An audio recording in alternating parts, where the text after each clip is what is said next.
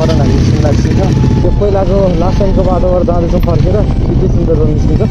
यो बाटो आउनु भयो भने यस्तो दाम थियो पाउनुहुन्छ तपाईँहरूले त्यो एक्सपिरियन्स त्यो एक्सपिरियन्स पनि हुन्छ यो बाटोमा तर अब एडभेन्चर गर्न मन छ भने यो बाटो आउँदा चाहिँ धेरै धेरै फार बेटर हुन्छ क्या त्यो ऐनाको रोडभन्दा त्यो ऐनाको रोडमा चाहिँ के हुन्छ भने तपाईँ ढुङ्गै ढुङ्गा छ यसमा चाहिँ मात्रै माटो छोड्थ्यो पानी परेर सिजनमा चाहिँ यहाँ चाहिँ आमा बिहान शीतल हुन्छ तपाईँहरू नआयो भने यो बाटोमा चाहिँ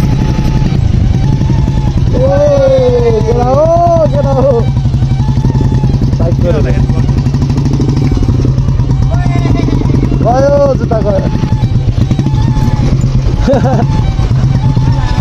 साथी हामीलाई बाँच्नु छ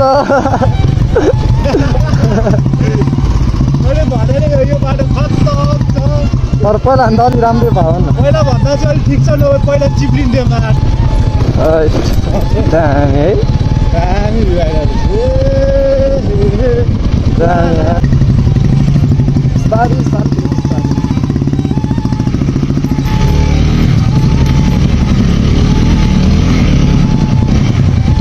ओ खोला आयो अब यहीँ हो ल अहिले त खत्तम भएछ नि ठाउँ छैन बाटो बनाएपछि त है खोला कहाँ जान्छ यार यो होइन होला अलि अझै अगाडि होला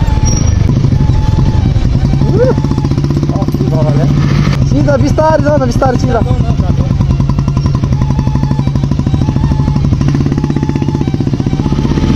ए कस्तो खाले पानी हेर्नु ल आगो बल्तिर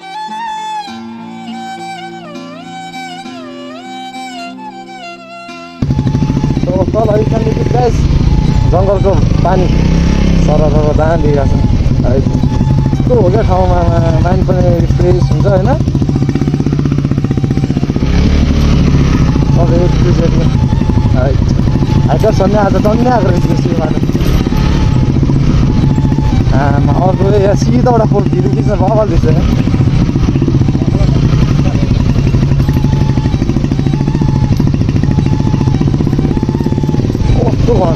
घना जङ्गल क्या हो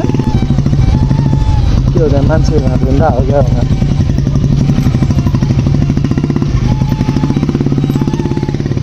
ए मान्छे त्यहाँ लडे जस्तो रहेछ म झुन्डे जस्तो लागिरहेको क्या बाइकको के हो छल भयो क्या मलाई छल डरै लागेको ठाउँ छ माथि माथि है सो यो कालिम्पोङ गाई फिल्मी भइरहेको है यो ठाउँ सिलगढी मात्रै आएर होइन अति दामी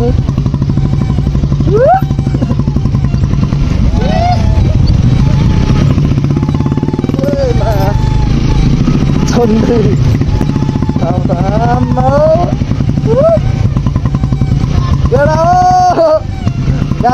गाह्रो छ चिप्लो त्यही माथि चिप्लै चिप्लो छ बाटो यो क्यान लिएर होइन बबल कन्ट्रोल हान्न साथीले ए तल हो मद्रासी बाटो रहेछ नि त मद्रासी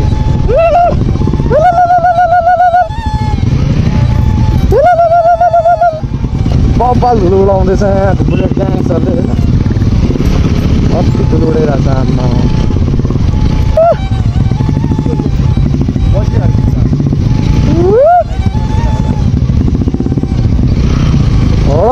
नाम पाखा यो पो हो त ठाउँ यार दामी यार ल त यहाँ एकछिन बस्दिउँ बाइक चलाउँदै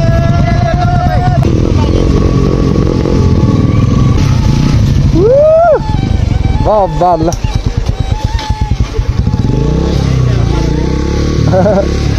बब्बाल दामी आउँछ त्यहाँबाट त चलो चटलाएर अब हामी यो ठाउँ बस्दैछौँ निकन गाइस यो चाहिँ हल्का स्टपको लागि मात्रै हो अति बस यार गाइस यार आमा कस्तो पिस भएको छ होइन चटलाएर है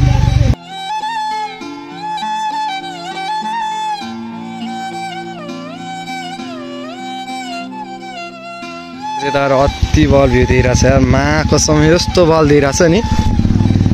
अति पिस माइन्ड भएर चाहिँ अनि त्यो पानीको साउन्ड हुन्छ नि पानीको साउन्डले अति बल दिइरहेछ क्या यहाँदेखि लिएर अति बल आइरहेछ है यहाँ माइन्डै फ्रेस हुने क्या एक मुख धुइदिउँ भने हामीले उता माथि धुनै पाएको थिएन यहीँ धुइदिउँ धुनु mana के धुनु फेरि अहिले हेलमेट लाउनु पर्छ चिसो हुन्छ कपाल फेरि लाउनै मन लाग्दैन सो टकला दादाहरू चाहिँ बसिरहेछ सो जो अति बल ठाउँ रहेछ यो पनि टकला झन् लान्छौँ उसलाई क्या गाह्रो भइरह्यो होला म एङ्जी राइडरको पछाडि बस्छु क्या सो टकला र जानुपर्छ यहाँदेखि गाई श्रीगन्धुकीट बाटो अति डेन्जर छ है डेन्जर गइरहेछ अति उकालो छ यार केटा हो अति उकालो नाला श्रीगन्धुकीट बहुत डेडली बाटो यार श्रीगन्धुकीट यार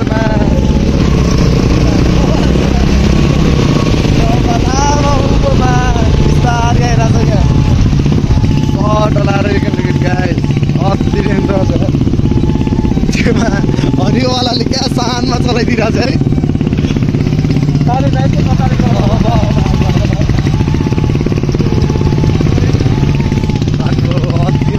बाटो चाहिँ अति बवाल छ क्या गाई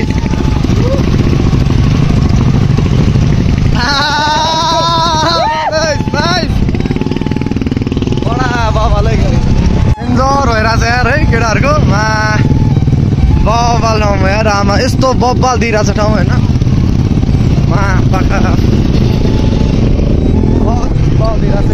अति बवाल यार ठाउँ पनि हेर्नु गाइस यस्तो यस्तो दामी छ नि यहाँ माथि सब ठाउँ चाहिँ भन्दामा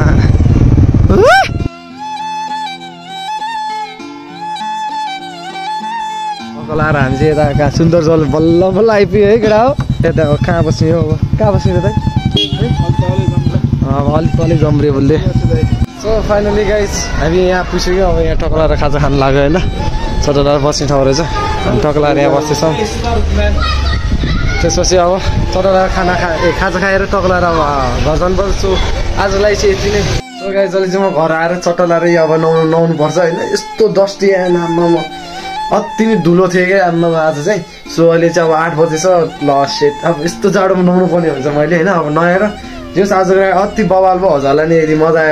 आयो हेर्नलाई यदि मन परेकोमा do like share subscribe to my channel होइन एन्ड यस्तो मेरो ब्लग हजुरको मा फेरि आउँछ जस धेरै पछि गएको यसो राइट होइन अति बल मजा आयो एन्ड बल मेमोरी चाहिँ क्रिएट गरेर मा चाहिँ होइन सो त्यो गाइज सबै भिडियोलाई लाइक गरेर सब्सक्राइब गरेर मलाई हजुरको मा आजको लागि चाहिँ यति नै भन्न चाहन्छु so from you and piece